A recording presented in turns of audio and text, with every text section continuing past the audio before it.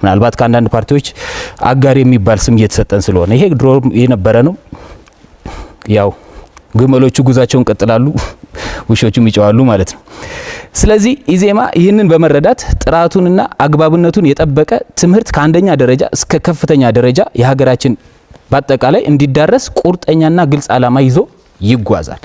አሁን በዚህ መድረክ የትምህርት ክርክር መድረክ ወይንም የትምህርት ፖሊሲ አማራጭ መድረክ ያየናቸው አብይ ጉዳዮች አሉ። አንደኛ ገዢው ፓርቲ ብልጽግና አሁንም ሁኔታዎችን ለማስተካከል አለዚያ ያስቀመጣቸውን የትምህርት ፖሊሲዎች ለማሻሻል ህዝብ እንዲመርጠው አልጠየቀም። በተጨማሪ ከሱ ጋር ጎን ለጎን የትምህርት ፖሊሲውን የሚጋራው ብልጽግና ኢዜማ በዚሁ መልኩ በተመሳሳይ ሁኔታ አማራጭ ሐሳብ ከብልጽግና የተለየ አላስቀመጠም። ህብር ኢትዮጵያ ዲሞክራሲያዊ ፓርቲ ልጆቹ በፈተና ብቻ የሚወርቁበት ህዝብ እንዲኖር አይሻም። የሚፈተን ተማሪ የሚማር ተማሪ መሆን አለበት ብሎ ያስባል። ባለፉት 2 እና 3 ዓመታት ገዢው ፓርቲ ወይንም አጋሮቹ በተከተሉት ሳያስተምሩ እና በመጣል ፖሊሲ ምክንያት ትምህርታቸውን ለተስተጓጎለባቸው በሚሊዮኖች የሚቆጠሩ ወጣቶች ዛሬ በተለያዩ ሁኔታ ውስጥ ያሉ በተለያዩ የስሜት መደበላለቅ ውስጥ ያሉ ወጣቶቻችንን እንደ አዲስ የማጠናከሪያ ትምህርቶችን በመስጠት በተለያዩ የክረምትና የእረፍት ጊዜ መርሃ ግብሮች ወደ ትምህርት ቤትና ወደ ውጤታማነት እንዲመጡ ህብር ኢትዮጵያ ዲሞክራሲያዊ ፓርቲ ይሰራና የወደቀውን ትውልድ በመሃል ይበላ ወይንም ይበላሽ የተባለውን ትውልድ ያድናል። ብልጽግና ፓርቲ ለጥቂቶች ሀብት ላላቸው ብቻ የነበረውን የቅድመ አንደኛ ደረጃ ትምህርት ኬጂ ብለን ቅድም ያነሳነውን ዛሬ 4 ሚሊዮን የምስኪን ኢትዮጵያውያን ልጆች የቅድመ አንደኛ ትምህርት እንዲያገኙ ለማድረግ ችሏል። ይሄ ከዛ ቀደም የነበረ አይደለም። በቀደሙት መንግስታትም የተሰራ አይደለም። የአንደኛ ደረጃ ትምህርት ቅድም ያነሱት የእጅ ሙያ የሚሰጥበት ለማድረግ የተግባር እድ ትምህርቶች ከቅድመ አንደኛ ደረጃ ትምህርት ጀምሮ የልጆቹ ዝንባሌ እንዲታይና ሙያ እንዲያዳብሩ የሚደረግበት ነው።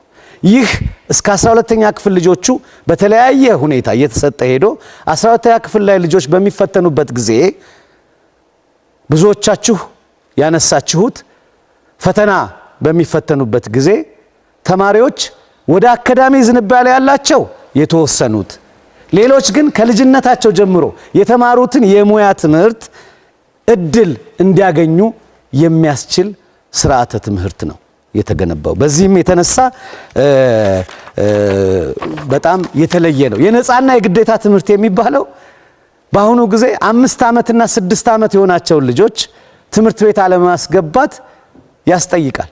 ምክንያቱም ህፃናት ትምህርት ቤት መሄድ የነፃ ትምህርት የማግኘት ግዴታ የማግኘት ደግሞ እንደዚሁ መብት ስላላቸው የምገባ በተመለከተ ህብር ፓርቲን ትንሽ እርማት መስጠት እፈልጋለሁ። በ2012 ዓመተ ምህረት በነበረው ምርጫ ቅስቀሳ ላይ ሐሳብ ሰጥተናልና ብልጽግና ይሄን ወስደዋል አሉ። እኛ ግን በአጋጣሚ በስራም ውስጥ ተሳታፊዎች ስለነበርን በ2011 ዓመተ ምህረት ነው በአዲስ አበባ የምገባ በፖሊሲ ደረጃ በሐሳብ ደረጃ ሳይሆን በአፈጻጸም ደረጃ የተጀመረው በ2011 ዓመተ ምህረት ነው። ከዛ ቀደምም ቢሆን በትምህርት ቤቶች ውስጥ የምገባ በተወሰነ ቁጥሩ አነስተኛ የሆነ የምገባ ስራ ይሰራ እንደነበረ ለማስታወስ ፈልጋለሁኝ። ያው ነገ ሐሳቡ መካፈሉ ደስ ይለናል። ይሄንን ድጋፍ መስጠታችሁ እናንተ ማሸናፊ ከሆናችሁ ምገባውን ነው የምትቀጥሉም ለማወቅ ስለቻል ይሄ በጣም ተስፋ የሚሰጠን ነው። እኛም አሸናፊ ከሆነን ይሄንን አሁን በአሁኑ ወቅት 8 ሚሊዮን ኢትዮጵያውያንን በቀን እየመገበ ያለ እናቶቻችንን ከሐሳብ ተማሪዎቻችንን ከክፍል ውስጥ መውደቅ የትምህርት ትኩረት ከማጣት የክብር ጉዳይ ከምንም በላይ ወንድሞቼ ምናልባት ሰምታችሁ ሊሆን ይችላል። ተማሪዎች ባዶ ሳህን የምሳ ሳህን ይዘው ትምህርት ቤት እየሄዱ ምሳ እንደሚበላ ሰው የሚያስመስሉበትን ሁኔታ የቀየረውን የትምህርት ምገባ ስርዓት አጠናክረን እንቀጥላለን። የሀገራችን አቅም ያው ታሳቢ ይሆናል። ቅድም እንደተነሳው ለሁሉም እናደርጋለን የሚለው የሁላችንም ምኞት ነው። ሀገራችን ለብልጽግና ደረጃ ስትደርስ ከሁሉም ከፍ ያሉ ሀገሮች ደረጃ ስትደርስ ያ እንደሚሆን እንተማመናለን። ከ3 እስከ 5 ዓመታት ባለው በሰላም እጦት ሀገራችን ላይ ያለውን ብዙዎቹ ተማሪዎች እቤታቸው ተቀምጠዋል። ቀጣይ ካለፋችሁና ምናልባት ከሆነ ምን ልታደርጉ ተዘጋጅታችኋል? በተለያዩ ምክንያት ከባለፈው እየተሻሻለ መጥቷል።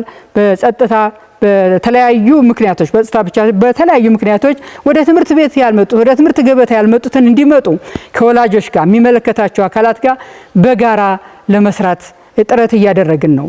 ተፎካካሪ ፓርቲዎችም ልጆች ወደ ትምህርት ገበታ እንዲመጡ የበኩላቸውን የድርሻቸውን ሊጫወቱ ይገባል ብለን እናምናለን። ዓለም አቀፍ ትምህርት ቤቶችን 30% የሚል እሳቤ ያላችሁ የውጭ ዜጎችን ኔክስት እንደ ሀገር ላይ የተወለዱ ተማሪዎችን ውጭ ሀገር ሄደው የራሳቸውን ገንዘብ ለሌሎች ሀገራት ፈሰስ እንዲያደርጉ ነው ወይስ ሀገራችን ላይ ኢንካም ጀነሬት እንድናረግ ታሳቢ አታደርጉም ወይ? ይሄ አግባብነት የለም። ትምህርት ቤት መዝጋት አግባብነት አለ ወይ? ዓለም አቀፍ ትምህርት ቤትን በተመለከተ ዜጎች የራሳቸውን ካሪክለም የሀገራቸውን ካሪክለም አውቀው ማንነታቸው ኢትዮጵያዊነትን አውቀው እንዲማሩ ለማድረግ ነው። ስታንዳርድ አለ ሁሉም ጋር ቢሆን ኢንተርናሽናል ስታንዳርድ ያን አስጠብቀን እንሄዳለን። ይሄ ግን ከህዝባችን ጋር መክረን የምናደርገው መሆኑን ማንሳት እፈልጋለሁ። የትምህርት ጥራት ብዙ ነገሮችን የሚጠይቅ ነው። ትውልድ ግንባታ ነው። ይሄንን በጋራ እንገንባ የሚለውን ሐሳብ ለማንሳት ነው። አመሰግናለሁ። ሌላው ለኢዜማ ነው ጥያቄ። ኢዜማና ብልጽግና ለምንድን ነው የማትጣመሩት? ሁሉን ነገር ስናይ በአግባቡ በቃ አንድ ላይ ናችሁ። ስለዚህ ፓርቲ ብላችሁ ብቻችሁን ከምትጠሩ ብትጣመሩ አይሻልም ወይ የሚለው ነው። በዚህ ሀገር ፖለቲካ ውስጥ ኢዜማ አንድ ይዞት የመጣው ነገር ቢኖር መቼ መተባበር እንዳለብን እና መቼ ደግሞ መከራከር እንዳለብን ጠንቅቀን ስለምናውቅ ነው። ብዙ ጉዳይ ላይ እንተባበር ጉዳዮች አሉ። አንዱ ትምህርት ነው። ትምህርት ብቻ ሳይሆን ማህበራዊ ጉዳይ በምንላቸው ላይ ዓለም አቀፍ ስታንዳርድ ባላቸው ጉዳዮች ላይ ተባብረን እንሰራለን። አሁን እኮ ቅድምም እያልን ነበር ዋን ዌይ ኦር አናዘር የምንነጋገረው ነገር የሚያስማሙን ጉዳዮች አሉ። ነገር ግን ደግሞ ከዚህ በላይ ደግሞ መሰራት አለባቸው ብለን የምናምናቸው አሉ። በፖሊሲያችን ያስቀመጥናቸው በቃል ኪዳን ሰነዳችን ያስቀመጥናቸው። ስለዚህ እነዛን እንተግብር። እነዛ ስንተገብር የተሻለ ሀገር እንፈጥራለን እንላለን። ስለዚህ ይሄ ሁሉን የማጥቆር ሁሉን ደግሞ የማንጻት ማለት እንደው ዝም ብለንም አይናችሁን ጨፉኑና ላሞኛችሁም ሲለንም ብልጽግና እንቀበል። ምክንያቱም ክሊርሊ እየኖርን ያለነው ጉዳይ ስለሆነ ስለዚህ ማንስማማበትን ጉዳይ ላይ ክሊርሊ አንስማማም ብለን እንናገራለን። የምንስማማበትን ጉዳይ ደግሞ ይሄ ነገር ጥሩ ነው ግን ይሄ ነገር ቢሰራ ብለን ደግሞ እንናገራለን። ስለዚህ ይሄን ማለታችን ምናልባት ለአንዳንድ በተቃውሞ ጎራ ውስጥ ላለን ፓርቲዎች የሆነ የሚያመሳስለን ይመስላል። ግን የሀገር ጉዳይ እስከሆነ ድረስ ግን በጋራ መስራትን እኔ ከመጤፍ ባንቆጥረው እንጂ እኛ ኢዜማ ውስጥ የገባን ወይም ኢዜማ ውስጥ ያለን ሰዎች መጀመሪያውኑም ክሊር የሆነ አላማው ፖሊሲው ገብቶን ተረድተን ነው እንጂ የገባ ነው። መጣመር ምን ያስፈልገናል? ብልጽግና መግባት አይሻልንም እንዴ? መጀመሪያው ነው። ስለዚህ ይሄንን አምነንበት ለዚች ሀገር የኢዜማ ፖሊሲ የኢዜማ አማራጮች ያዋጣሉ፣ ትክክለኛ ናቸው። በማንኛውም ጉዳይ ላይ በነገራችን ላይ ትምህርት ብቻ ሳይሆን በማንኛውም ጉዳይ ላይ ኢዜማ ክሊር የሆነ ፖሊሲ ያለው ያ ነገር ያዋጣል ብለን አምነን ያን ደግሞ በተቻለ አቅም መንግስት ስንሆን ለማስፈጸም መንግስት እንኳን ባንሆን በተሰጠን አጋጣሚው ላይ ሁሉ ያንን ለማስፈጸም የምንጥር ፓርቲ ነን እንጂ ከብልጽግና ጋር መጣመር አለብን ብለን አናምንም። አስፈላጊ ነው ብለን አናምንም። በዚህ ሀገር ላይ መልቲ ፓርቲ ሲስተም መኖር አለበት፣ ግን አሁን እንደሚታየው 40-50 ፓርቲ መኖር አለበት ብለን አናምንም። ግን ጠንካራ የሆነ 3-4 ፓርቲ መንግስትን የሚገዳደር ፓርቲ መኖር አለበት ብለን እናምናለን። ለዛ ደግሞ ኢዜማ ዝግጅት እያደረገ ነው። ያንንም ደግሞ እንቀጥልበታለን። ኢዜማ ላይ አሁንም ትልቁ ጥያቄ 12ኛ ክፍል 3% ነው ያለፈው። ይሄንን እንደ ሀገር ወጣቱን ገድለነዋል፣ ላላስፈላጊ ሱሰኛ እንዲሆን አድርገነዋል። ምን ይዛችሁ መቅረብ ቻላችሁ የሚለው ግልጽ አይደለም። ቅድም ስትጠይቁ 12ኛ ክፍል በተመለከተ ምን አማራጭ ይዛችኋል? በእርግጥ እኛ መንግስት ብንሆን ከዚህ በለጠ የማለፍ ምጣኔውን ከፍ እናደርገዋለን ብዬ አስባለሁ። እንዳልኳችሁ ነው። ትምህርት ሚኒስቴር ብቻ መያዝ ማለት ሌሎች ባለድርሻ አካላት ትምህርቱ ላይ የሉም ማለት አይደለም። ስለዚህ የአንዳንድ ፖሊሲዎች ከትምህርት ሚኒስቴር በተጨማሪ ግብአት ሆነው ያንን ለማሻሻል የሚረዱ ጉዳዮች አሉ። ባለድርሻ አካላት አሉ። ኢኮኖሚ ሚኒስቴር፣ ሌሎች እነዚህ ከፋይናንስ ጋር የተያያዙ ጉዳዮች፣ ከቢዝነስ ጋር የተያያዙ እንዲሁም ደግሞ ብዙ የምናያቸው ጉዳዮች አሉ። ለትምህርቱ ጥራትም ሆነ ለትምህርት የማለፍና ያለማለፍ ምጣኔን ከፍ ለማድረግ የሚረዱ ጉዳዮች ላይ ስለዚህ የሆነ ሚኒስቴር በመሆኑ ብቻ ወይም ያንን ቦታ በመያዛችን ብቻ ለውጥ የምናመጣው ጉዳይ አይደለም። ሆሊስቲክ አፕሮች ነው መከተል ያለብን ወይም ደግሞ የተሟላ። ስለዚህ የትምህርቱን ችግር የተሻለ ለማድረግ የያዝነውን ፖሊሲዎች ክሊር ሊያስቀምጠናል። ያንን ግን 12ኛ ክፍል ላይ አሁንም በደንብ ማስመር የምፈልገው ጉዳይ ከታች ጀምሮ ተማሪ ማለፍ መውደቅ እያለን ያመጣ ነው። ከአንደኛ ወደ ክፍል ሲያልፍ ስናጨበጭብ፣ ከሁለት ወደ 3 ስናጨበጭብ ብቻ አለፍን። 12 ላይ ሲደርስ ያ ተማሪ አላለፈም።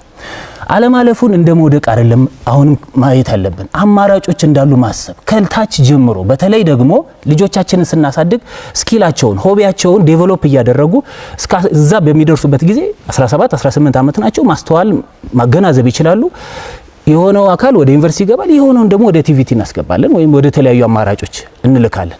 ስለዚህ አንድ ሀገር ደግሞ በዩኒቨርሲቲ ገብተው በወጡ ልጆች ብቻ አይደለም የምትገነባው።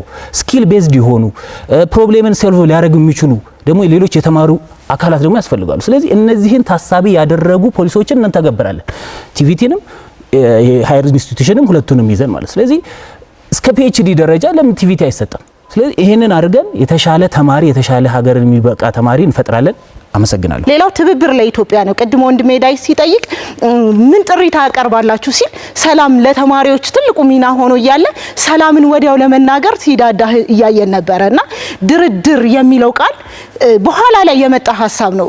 እንደ ሀገር ሰላም የሁሉ ባለ ድርሻ አካላት በሙሉ ነው። አንበሳው ሚና ምናልባት ብልጽግና ሊጫወተው ይችላልና ይሄ ምን ትላላችሁ የሚል ጥያቄ አለኝ። አክቹአሊ እኛ አውግዘን ወደ ሰላም ጥሪ ብንጠራቸው ቢመጡ ብልጽግና ግን ለዚህ ዝግጁ ይሆናል የምንለውን በምንልበት ጊዜ እኔ የብልጽግና ከመጣበት ጊዜ ጀምሮ ሰላሙ ጦርነት ነው። ሰላሙ ግጭት እየሆነ ነው እየቀጠለ ያለው። ሶ መጥቶ ያ ሰላም የሚፈጠር ከሆነ እነዛ ውጪ ያሉ የመጡና የተደራደረው ጊዜ ወደ ሰላም እውነተኛ መድረክ ላይ በወጣው ጊዜ እኔ ለብልጽግና ደግሞ ይሄ ትልቅ ውድቀት ይሆናል ብዬ እሰጋለሁ። ስለዚህ እርግጠኛ ነኝ ወደ ሰላም ልመጣ መፈልገው እኔ ነኝ የሚለውን ገለልተኛ አደራዳሪ አካልን ማስገብቶ ቢሆን በራሱ ማድረስ አድርጎ ተደራድሮ ማምጣትና ጥቃቶቹ እንዲወገዱ ማድረግ ነው እንጂ የሚጠበቅበት የኛ ማውገዝ የኛ መወረፍ ያን አካልን ይመልሳል፣ ሰላም ይማበጣል፣ ይገነባል ብለንም አናስብም ማለት ነው። ጥያቄ ለብልጽግና ይሆናል። ብልጽግና አሁን እያየን እንዳለ ነው ከታች ጀምሮ እስከ ከፍተኛ ትምህርት ተቋማት ባሉ የእርከን ደረጃዎች ላይ ፖለቲካዊ ተጽዕኖ ያሳድራል ብለን እናምናለን። በመምህራን ላይ፣ በርዕሰ መስተዳደሮች ላይ እንደዚሁም ደግሞ በከፍተኛ ትምህርት ተቋማት ውስጥ በሚደረጉ እንቅስቃሴዎች ላይና መቼ ነው ትምህርትን ከፖለቲካ ተጽዕኖ ነፃ የምታደርጉት? በተለይ ከፍተኛ ትምህርት ተቋማት ላይ የሚደረጉ ፖለቲካዊ ጣልቃ ገብነቶች አሉ ብለን ስለምናስብ ትምህርት ከፖለቲካ ነፃ አይደለም የሚል ይሄ በእውነቱ ምናልባትም ህብረተሰቡ ውስጥ ወደ ትምህርት ተቋማት ጠጋ ብሎ ያለማወቅ ችግር ነው ብዬ ነው የማስበው። ጠጋ ብላችሁ ብትጠይቁ ዛሬ አይደለም አሁንም በቀደመው እሳቤ ውስጥ ሆኖ ሀሳቦችን ማቅረብ ያሻግራል ብለን አናስብም። አሁን ተቋሙ ትምህርት ሚኒስቴር እየተመራ ያለው በኢዜማ ነው በአንድ በኩል ይባላል። ሚኒስትሩ ኢዜማ ናቸው። ስለዚህ አሁን የትምህርት ዩኒቨርሲቲዎች አሁን በተጨባጭ እየተሾሙ ያሉት ኢዜማ አባል ናቸው ለማለት ነው። ምን ለማለት ነው ተፈልጎ ነው የሚለውን ሀሳብ ለማንሳት ፈልጋለሁ። ይልቁንስ እዚህ ጋር ማየት የሚገባን አሁን በተጨባጭ ትምህርት ቤቶች የትምህርት ተቋማት በፖሊሲ እንደተቀመጠው ከሃይማኖትና ከፖለቲካ ነፃ ናቸው ተብሎ በተቀመጠው መሰረት ዩኒቨርሲቲዎች አመራሮች በብቃታቸው ዩኒቨርሲቲዎችን ለመምራት የሚያስችላቸው ብቃት ያላቸው አመራሮች እየተመደቡ ነው። ዩኒቨርሲቲዎች ብቻ ሳይሆን ወደ ታችኛውም የትምህርት እርከን ስንሄድ በዚሁ አግባብ እየሰራን እንገኛለን። ጀምረናል፣ አጠናክረን እንቀጥላለን የሚለውን ለማንሳት እፈልጋለሁ። ከ3 እና 4 ዓመት በፊት የኢትዮጵያ የተማሪ ቁጥር 25 ሚሊዮን ነበር። 25 ከ26 ሚሊዮን አሁን ግን ወርዶ ወደ 18 ሚሊዮን 19 ሚሊዮን ደርሷል። ይሄ ቀጥታ የሚያያዘው ከሰላምና ጸጥታ ጋር ቢሆንም እነዚህ ግን ዜጎች መጨመር ሲገባው የተማሪ ቁጥር መጨመር ሲገባው አሁን ግን ይበልጥ እየቀነሰ ነው ያለው። ተማሪዎች ወደ ትምህርት ቤት እየሄዱ አይደለም። ከገቡም በኋላ በተለያየ ምክንያት ትምህርታቸውን እያቋረጡ ነው። በተለይ ሴቶች እህቶቻችንና እዚህ ላይ ማለት እናንተ ብትመረጡ ምንድን ነው የምታደርጉት? ይሄን 7 ሚሊዮን ተማሪ ትምህርት ቤት ያልገባ ተማሪ እየተማረ ደግሞ ለማቋረጥ እየዳዳው ያለውን ተማሪ በምን መልኩ ነው ማስቆም የምትችሉት? ምክንያቱም ይሄ ተማሪ ነው ነገ ይሄንን ሀገር የሚረከበው ስለሚያሳስበን ማለት ነው። 18 እና 19 ሚሊዮን ተማሪዎች ከበፊቱ ቀንሷል የሚለው እንግዲህ ያው መረጃ ማግኘት ይችሉ ነበር። እውነት ለመናገር ለምን ይሄንን መረጃው እንደተሳሳቱ አላወቅኩም። አሁን በተጨባጭ የምናስተምረው የአጠቃላይ ትምህርት ከቅድመ አንደኛ እስከ 12ኛ 27.1 ሚሊዮን ተማሪዎች በትምህርት ቤት ይገኛሉ። የባለፈውን አመት ይዛችሁ ከሆነ በዚህ አመት አሁን የሚማሩት በትምህርት ገበታ ያሉት ህፃናት ይህንን ያክል ናቸው። ተማሪዎቻችን ዛሬ ባለፈው ፖሊሲ ስርዓት በደረሰባቸው ጉድለት ምክንያት ዛሬ በፈተና በተለያዩ ምዘና ያለባቸውን ጋፕ ለመሙላት እየሰራን ያለ ነው። ከመሰረቱ የቅድመ አንደኛ ላይ እየሰራ እንገኛለን። ፋውንዴሽኑ ላይ መካከል ላይ የመጡትን ደግሞ በማጠናከሪያ ጉድለታቸውን እንዲሞሉ እያደረግን ያለ ነው። 12ኛ ክፍል ሲደርሱ ቅድም ተደጋግሞ ስለተነሳ በዚህ አጋጣሚ ማንሳት የምፈልገው አንዱ ሁሉም ተማሪ ወደ ዩኒቨርሲቲ ይገባል ተብሎ አይታሰብም። ቅድምም ሲነሳ ነበር አንዱ ደገፉን ያልኩት እድሎች ደግሞ ሌሎች እንደሌሉ ተደርጎ ተማሪዎች ወደቁ የሚለው ውትወታ እውነት ኃላፊነት የጎደለው ነው ብለን እናምናለን። ስለዚህ ያንን እድሎች እንዲጠቀሙ ነው መደረግ ያለበት። ዛሬ እኮ ቅድም ጓደኛዬ ሲያነሳ የነበረው 67 በመቶ በላይ ያክሉ በግል ሰልፍ ኢምፕሎይመንት ላይ የተቀጠሩ ናቸው። ስለዚህ መደገፍ ከቻል ከ11 ሚሊዮን በላይ አጫጭር ስልጠናዎችን መስጠት ችለናል። መደገፍ ከቻል አገር እናሻግራለን። የትምህርት ጥራትን ለማረጋገጥ የጀመርናቸው ስራዎች እናጠናክራለን። ብልጽግና ላይ ኮሜንት መስጠት ፈልጋለሁ። እኔ ቁጥር ላይ ብልጽግና ሲጠቅስ እኔ ብዙ ፍራቻ የለበትም፣ በድፍረት ነው የሚናገረውና አንዳንድ ቁጥሮች ላይ ኤቪደንስ ያለን እስከማይመስል ድረስ ይሄ ዌብሳይታችሁ ላይ ያለ ነው። በነገራችን ላይ እኔ የጠቀስኩት ቁጥርና ቼክ አድርጉት። ምናልባት የጨመራችሁት ካለ ዛሬ አላቅም። ስለዚህ እነዚህ 4 ሚሊዮን ኬጂ ያለ 8 ሚሊዮን ምገባን ያንዳንዱን እንደው ስታቲስቲክስ ብንወስድ በመረጃ ብንወስድ እውነት ነው ወይ ብንል በእርግጠኛነት መናገር ይችላል። ውሸት ያመዝነባቸዋል። ለምርጫ ቅስቀሳ ብለን ቁጥሮችን ባናጋነን ይሄ በእርግጥ የተለመደ እንደሆነ ይገባኛል። ቁጥሮች ላይ የተወሰኑ የማጋነን ጉዳዮች እንዳሉ ማለት ነው። አሁን 11 ሚሊዮን አጫጭር ስልጠና እየሰጠን ነው። ምን ያህሎቻችን አካዳሚሻንም ሌሎችም በዙሪያችን ያሉ ሰዎች 11 ሚሊዮን ማለት ኦልሞስት የኢትዮጵያን 1/10 ማለት ነው 10% ማለት ነው እና ኤቪደንስ ቤዝድ ብንሆን ለማለት ነው ቁጥሮች ላይ ትንሽ ማጋነን ስለማይ ምናልባት ትብብርን አንድ ጥያቄ ያለኝ ስትናገሩ ሙሉ ለሙሉ አንቀበለውም ብለው ነበረ ወንድማችን። አሁን ያለውን የትምህርት ስርዓት ደሞስ ፖሊሲያችሁ ላይ ደግሞ ስናይ የተወሰኑ መመሳሰሎችን አይተናል።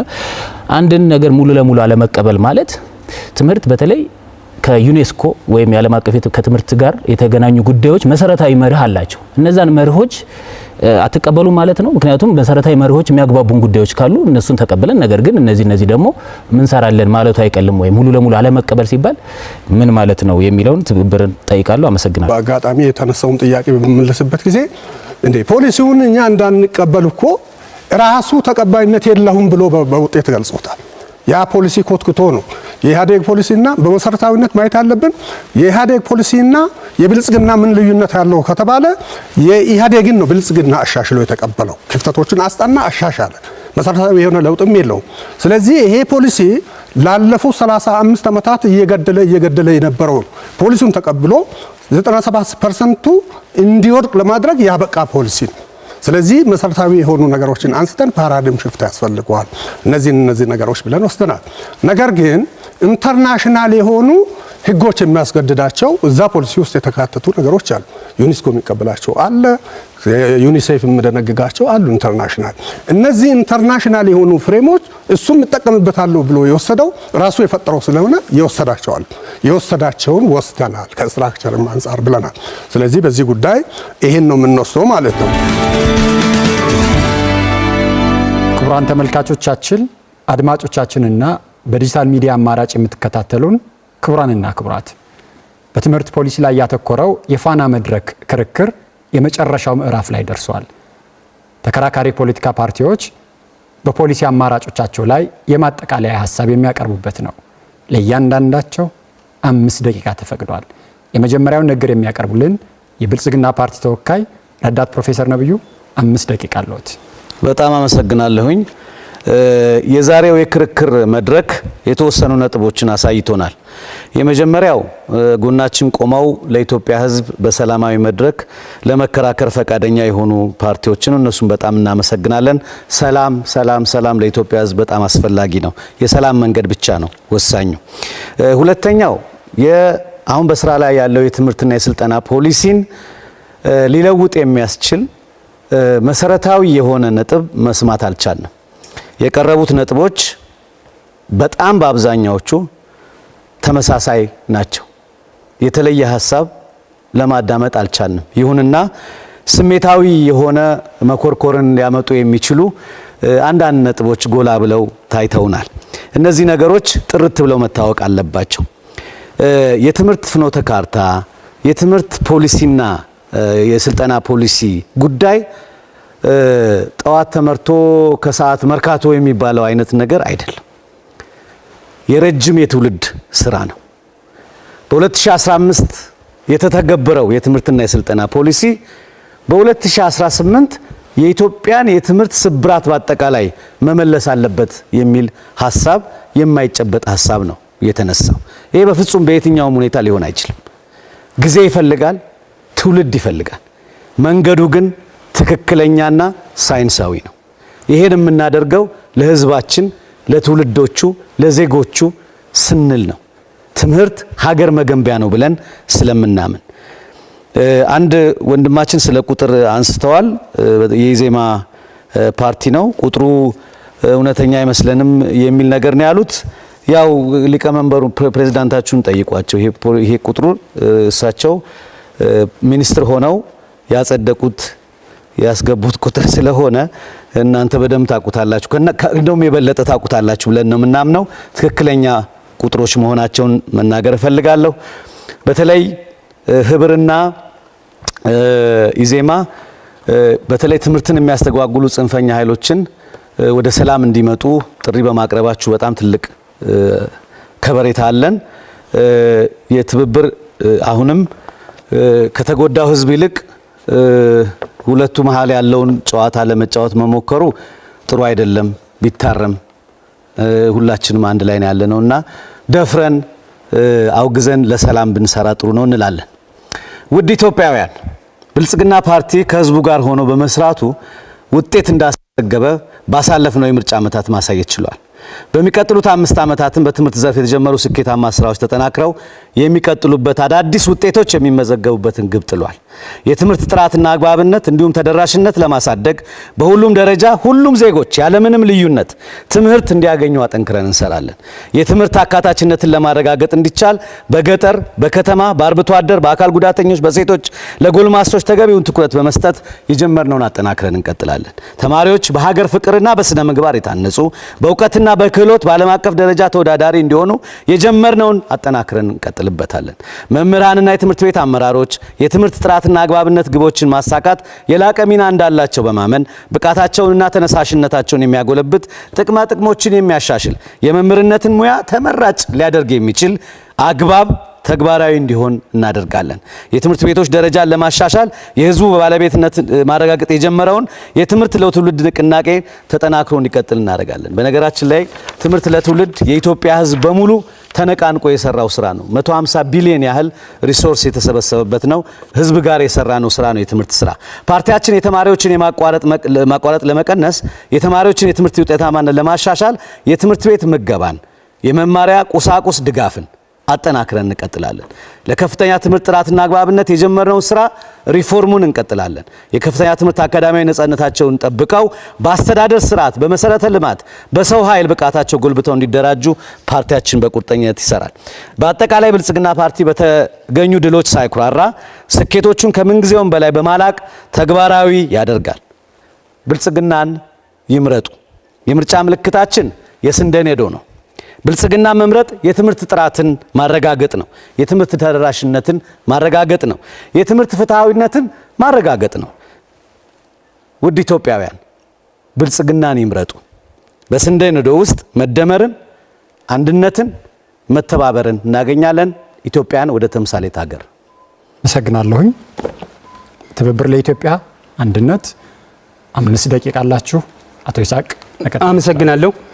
እንግዲህ ዛሬ ላይ ትብብር ለኢትዮጵያ አንድነት በአጽሮተ ቃል ለኢትዮጵያ እዚህ መድረክ ስንገኝ እንደ ሀገር በተለይ ከአብዛኞቹ ፓርቲ ማለት ይቻላል ሀገር ሰላም እንደሆነች ዜጎች በሰላም ወጥተው በሰላም እየገቡ እንዳለ የሚያሳይ በሀገሪቱ ምንም ኮሽታ እንደሌለ ሲናገሩ ሰማሁ፣ አዘን።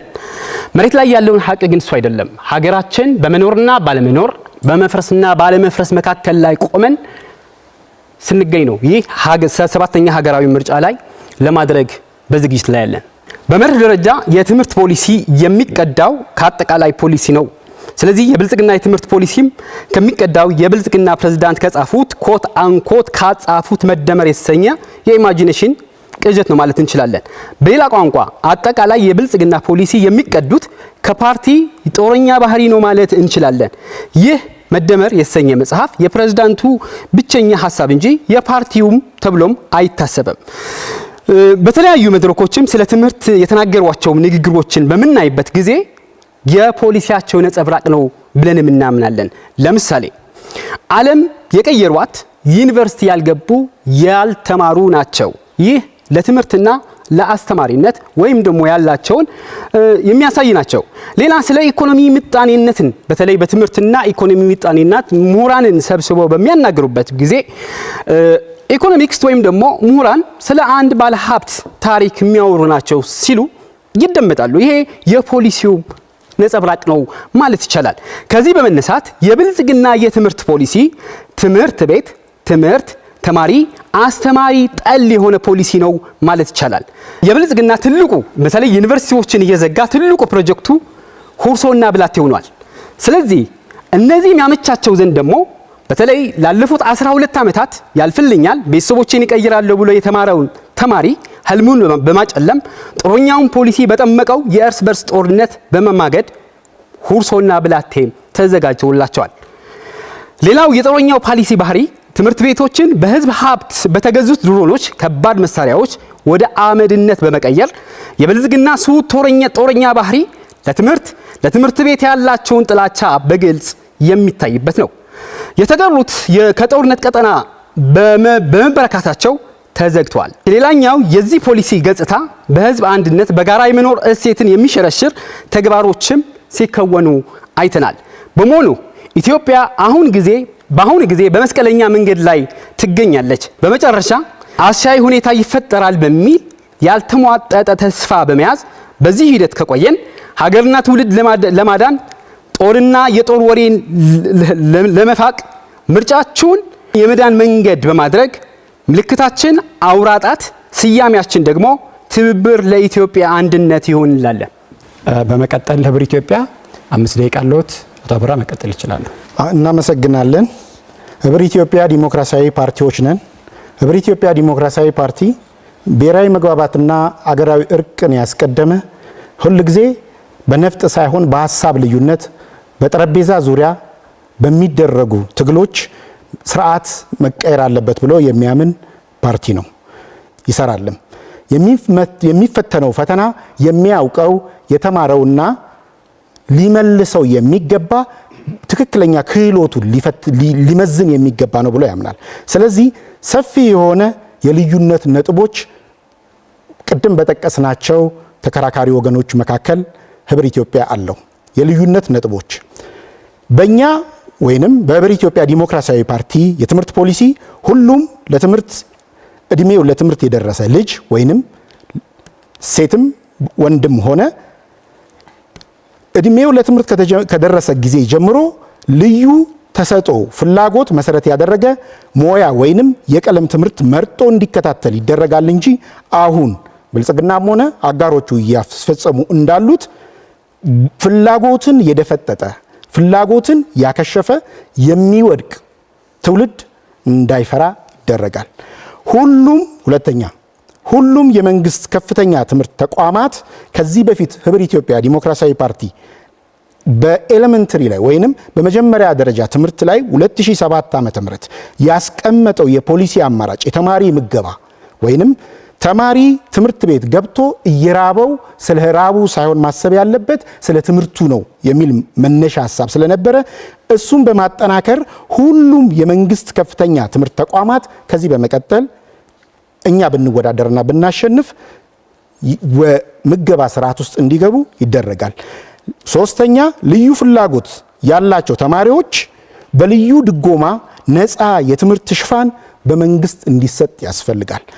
አምስተኛ ሴቶች፣ ህፃናት፣ አካል ጉዳተኞችና በተለያየ ምክንያት ድጋፍ የሚያስፈልጋቸው በተለይ ሴቶች ድጋፍ የሚያስፈልጋቸው በትምህርት ቤት ውስጥ በተለያየ ሁኔታ በንጽህና መጠበቂያ እጥረት በተለያየ አንዳንድ ምቹ የመማሪያ ሁኔታዎች ባልተሟሉበት ሁኔታ ውስጥ የሚማሩ ተማሪዎችን የንጽህና መጠበቂያ በማዘጋጀት ከሌሎች አጋር ድርጅቶች ጋር በመቀናጀት እነዚህ ሴት ተማሪዎች እህቶቻችን ልጆቻችን ብቁ ሳይሸማቀቁ ወደ ትምህርት እንዲመጡ እናደርጋለን ይደረጋል። በአጠቃላይ የተከበራችሁ የኢትዮጵያ ህዝቦች ህብረ ኢትዮጵያ ዲሞክራሲያዊ ፓርቲ ሰላምና ሰላም አማራጭን ብቻ የያዘ ጠንካራ አማራጭ ሐሳብ ያለው ፓርቲ ነው። መለያችን አደይ አበባ ነው። አደይ አበባ የአዲስ ነገር መጀመሪያ ነው። አደይ አበባን መምረጥ ፍትህን መምረጥ ነው። እኩልነትን መምረጥ ነው። ነፃነትን መምረጥ ነው። አመሰግናለሁ። ደቂቃው ተጠናቋል።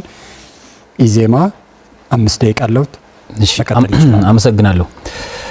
ውድ የሀገራችን ህዝቦች ኢትዮጵያውያን፣ ስለ ትምህርት ስናወራ ስለ ነገው የትውልድ እያወራን እንደሆነ ከልብ ልንናገር እንፈልጋለን።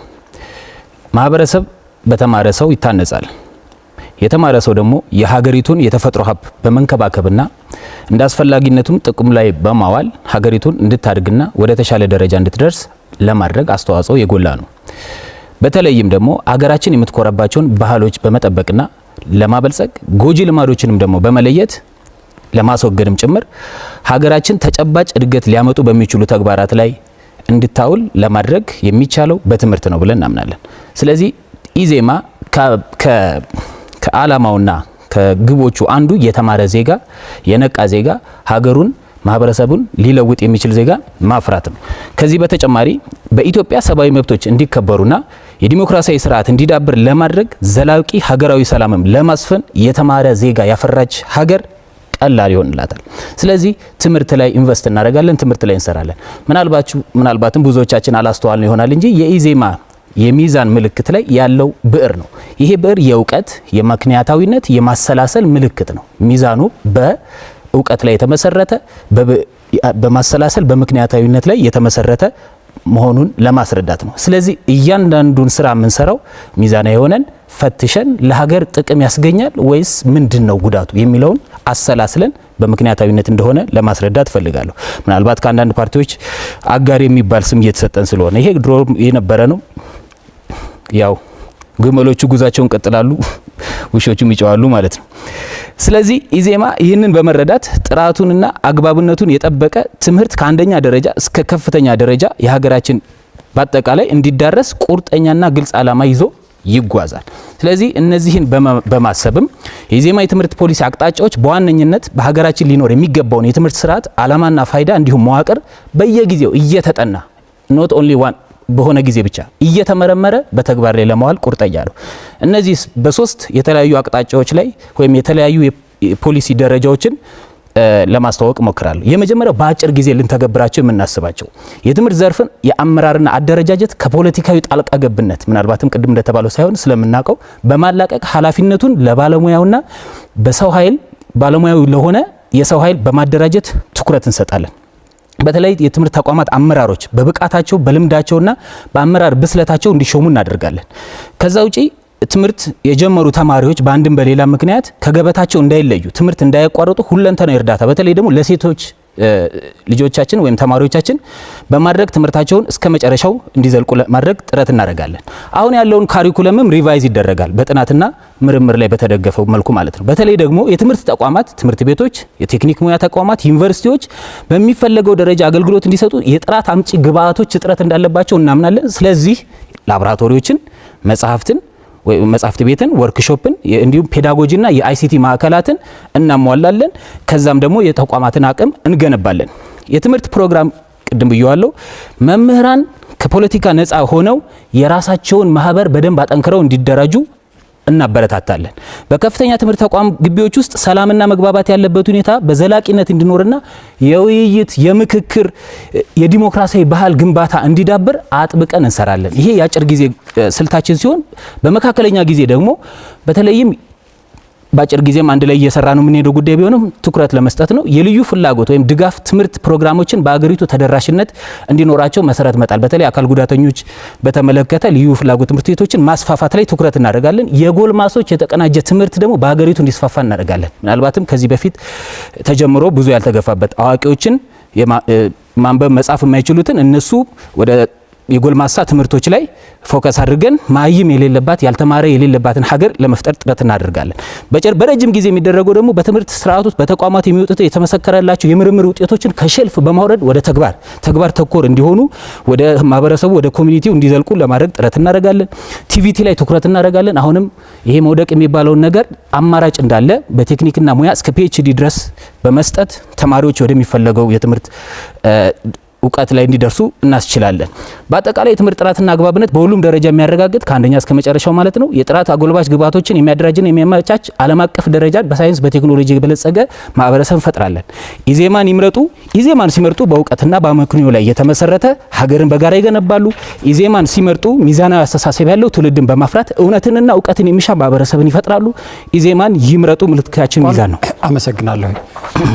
ክቡራንና ክቡራት በትምህርት እና ስልጠና ፖሊሲ ላይ እዚህ 4 የፖለቲካ ፓርቲዎች ተገኝተው 120 ደቂቃ የፈጀ ክርክር እነዚህ